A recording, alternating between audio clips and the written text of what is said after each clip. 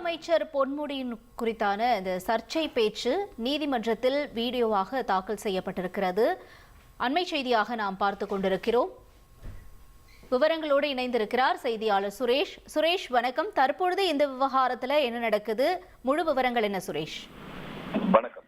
சைவ வைணவ சமயங்கள் மற்றும் பெண்கள் குறித்து சர்ச்சைக்குரிய வகையில் கருத்து தெரிவித்ததாக முன்னாள் அமைச்சர் பொன்முடிக்கு எதிராக சென்னை உயர்நீதிமன்றம் தாமாக முன்வந்து வழக்கை விசாரணைக்கு எடுத்திருந்தது.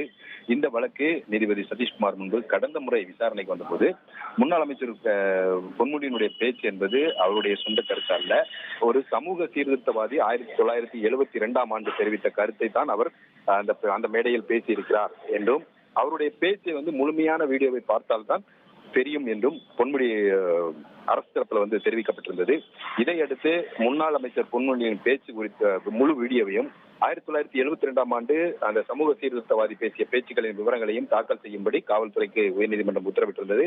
இந்த நிலையில இந்த வழக்கு நீதிபதி சதீஷ்குமார் முன்பு மீண்டும் விசாரணைக்கு வந்தது. அப்போது காவல்துறை தரப்பில் ஆஜரான அரசு தலைமை வழக்கறிஞர் பொன்முடியின் பேச்சு அடங்கிய முழு ஆடியோவையும் அதே போல 1972 அந்த சமூக சீர்திருத்தவாதி பேசிய பேச்சு குறித்த ஆவணங்களையும் தாக்கல் செய்தார். பின்னர் இந்த வீடியோ மற்றும் ஆவணங்களை ஆய்வு செய்வதாக தெரிவித்த நீதிபதி இந்த வழக்கினுடைய விசாரணையை செப்டம்பர் 16 தள்ளி வைத்திருக்கிறார்.